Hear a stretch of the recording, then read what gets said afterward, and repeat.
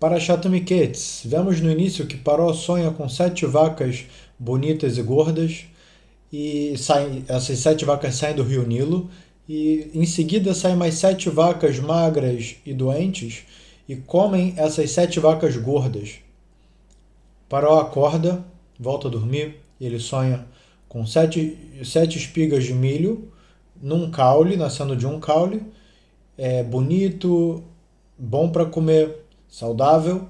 Em seguida, nasceram mais 7 espigas de milho de um outro caule, e essas 7 espigas de milho comeram as espigas saudáveis. E Paró acordou com muitas perguntas, e ele ficou muito intrigado com esse sonho e ele queria muito interpretar ele. Então ele começou a buscar os sábios do Egito, os Hartumim, os bruxos, feiticeiros, qualquer um que tinha sabedoria no Egito, ele estava procurando para que interpretasse o sonho dele.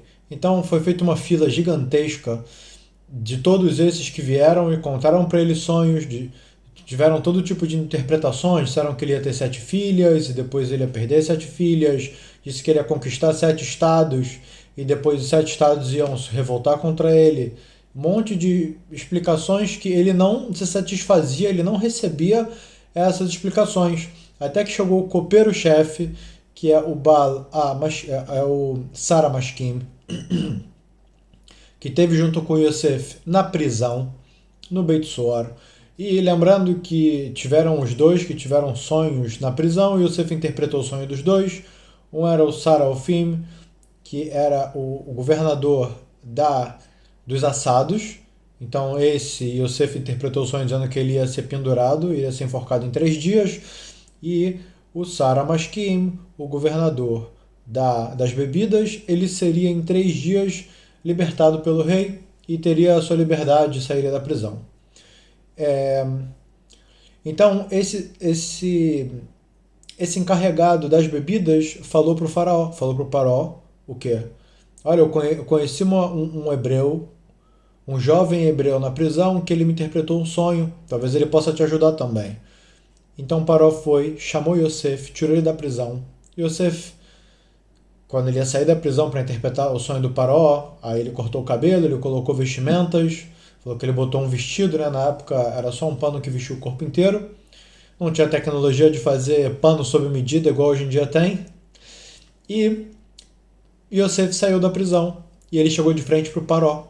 E aconteceu algo muito... Foi um abuso, de certa forma, de Yosef. Foi assim, uma azut. Foi um tipo de cara de pau. Foi um tipo de audácia. A palavra certa é audácia. Foi a audácia que Yosef teve. Porque chegou o Paró e contou para Yosef o sonho.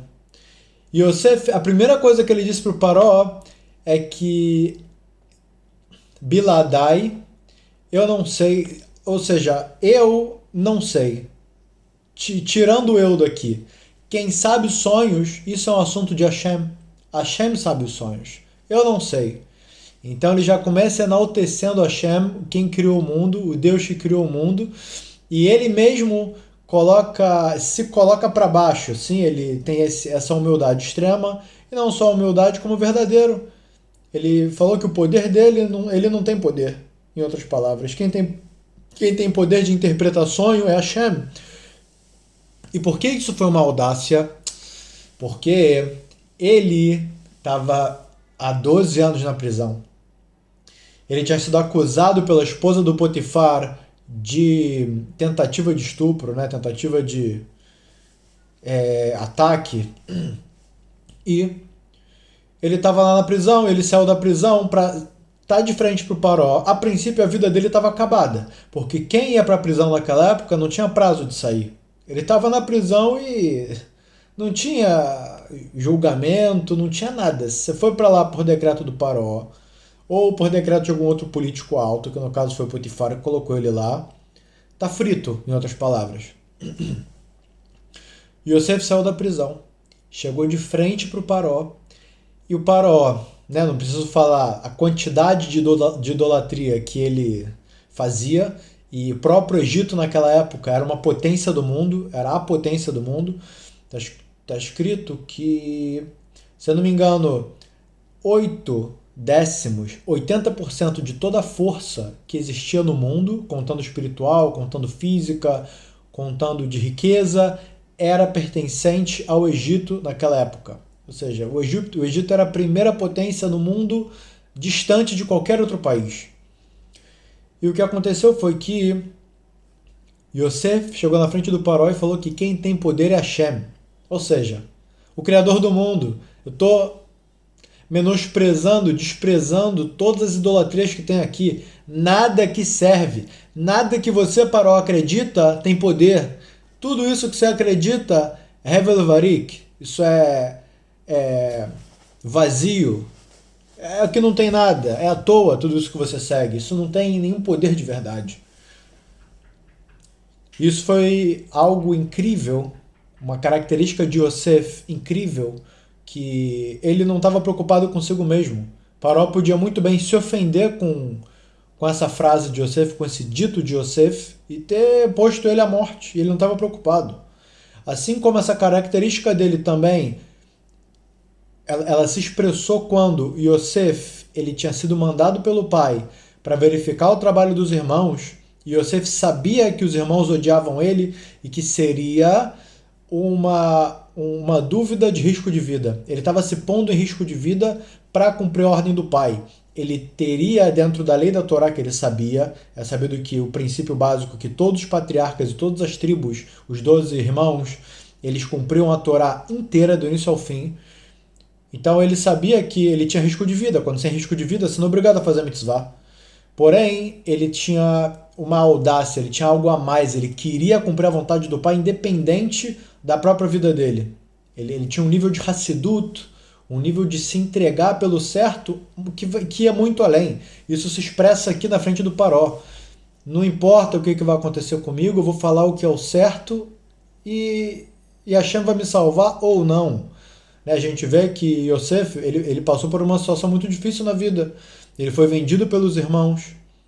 Sim, ele quase morreu na mão dos irmãos. Ele ficou dentro de um poço com cobras e escorpiões, que por um milagre de Hashem ele não foi picado. E ele foi para uma terra estranha. O sentimento de alguém passando por tudo isso é um sentimento de depressão extremo, não dá para descrever. E antes ele vivia na casa do pai, onde eles eram ricos, onde eles tinham posses e gado, comida, tinham de tudo. E agora ele estava virando escravo, agora ele ia ser vendido como escravo no Egito. E até que quando ele chegou no lugar, na casa do faraó, que o Potifar comprou ele, e ele virou encarregado da casa do Potifar, que o Potifar percebeu que tudo que Yosef gerenciava, tudo que ele controlava, tinha uma brachá, tinha um sucesso acima do normal. Então ele falou, o quê? Eu quero todas as minhas posses debaixo do gerenciamento de Yosef, para que tudo tenha brachá. E assim foi. E Yosef fez com que a brachá recaísse sobre todos os bens do Potifar. Só que teve o caso com a esposa de Potifar, que ela atacou ele, no final das contas ele que saiu como culpado, porque ela acusou ele, e assim ele foi para a prisão. E lá na prisão ele ficou todo aquele tempo, os 12 anos, foi muito difícil para ele, e ele continuava animado, tanto que ele também, quando chegou na prisão, assim, depois de um tempo que ele chegou na prisão, ele também virou o gerente da prisão. Foi dado para ele as chaves da prisão para que ele desse comida para os presos, não ele mesmo, mas ele gerenciava tudo, como deveria acontecer. Essa característica de gerenciamento de Yosef e da Messirut Nefesh, que ele estava disposto a entregar a sua alma pela vontade de Hashem, pelas mitzvot, pelo decreto que o pai dele deu para ele. O pai dele falou uma coisa, deu uma ordem, é uma mitzvah. Kibud Avaim, respeitar pai e mãe, o nome dessa ordem, o nome dessa mitzvah, e ele pegava isso e entregava a vida dele por ela, ele não estava preocupado. Então a gente vê que, por todas as dificuldades que ele passou, ele não abriu a boca para reclamar de Hashem em nenhum momento.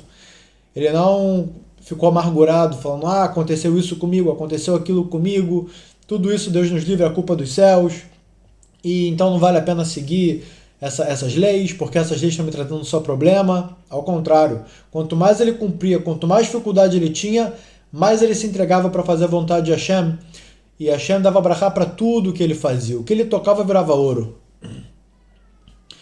Então a gente vê, quando ele chegou de frente para o faraó, ele dessa mesma característica, ele falou com o faraó com essa azut, com essa audácia, e o Paró recebeu isso muito bem, elogiou ele. Você Isha Elohim, você é uma pessoa muito especial. Assim que quando Yosef terminou de interpretar todo o sonho do Paró, o Paró falou, então, já que vamos passar por 7 anos de abundância, em seguida 7 anos de fome, de zero comida, nada mais vai brotar, tudo vai apodrecer, vai dar um problema tão grande.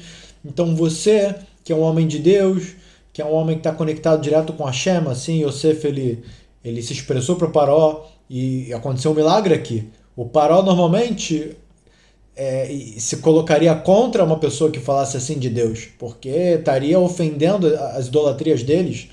Justo aqui você vê que quando tem Siatá de Shumaiá, quando tem a ajuda dos céus, Hashem fez com que o Faraó admirasse Yosef por isso. E assim ele nomeou Yosef como governador do Egito, falou que nenhum homem subiria em cavalo, nenhum homem levantaria uma espada sem a ordem de Yosef. Ele tirou o anel, o Faraó tirou o anel dele, que assinava os decretos, deu para Yosef, também tirou os cordões, tudo que representava poder, deu o nome para ele de Tzfenat Paner, que significa, em árabe, significa, né, o nome foi árabe, o nome egípcio, foi dado para ele, isso significa que aquele que revela o que tem no oculto, né, por causa do sonho, e Yosef tinha essa característica, e dali para frente a gente vê que ele virou o rei do Egito, que ele tinha um poder mais do que o rei do Egito. Quem mandava e desmandava era ele, tanto que quando mais para frente começou a ter os anos de fome chegaram, Yosef falou, Yosef primeiro ele conseguiu armazenar essa comida, esses grãos.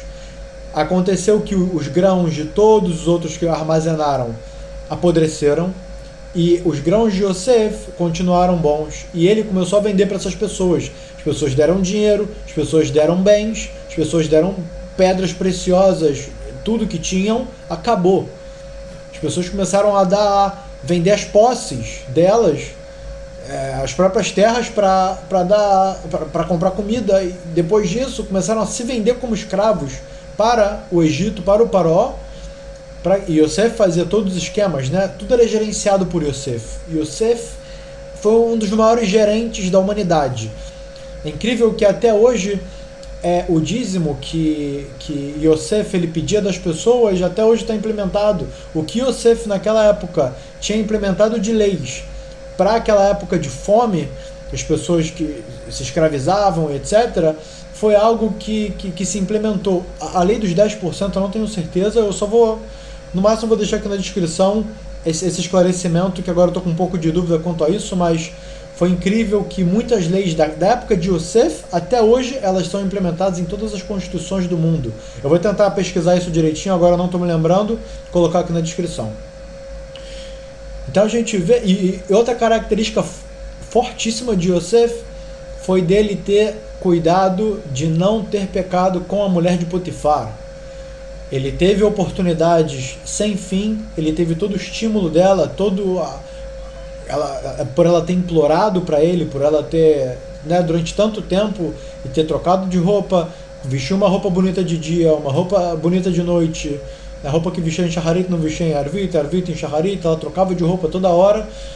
E tem até o Midrash que diz que ela cercou toda a casa de espelhos para que aonde ela andasse, ele visse ela, porque ele virava o rosto, então ele virava o rosto e olhava para o espelho, ou seja, ela realmente tentou de tudo para pegar ele e ele saiu fora, e o mérito disso foi a recompensa posterior de, assim como ele controlou a si mesmo de maneira absoluta, assim também Hashem deu para ele o controle de todo o mundo, porque foi uma fome global. A gente vê que até mesmo Yaakov e seus irmãos saíram de Canaan, Eretz Canaan, da terra de Canaan, para comprar comida no Egito, não só eles, quanto o mundo inteiro realmente estava fazendo essa jornada para o Egito, porque ficou conhecido que lá tinha comida, e o resultado foi que Yosef no final encontrou os irmãos. Isso é história para um outro vídeo, para não ficar tão longo, mas a gente vê que Yosef ele esteve por cima de uma maneira absoluta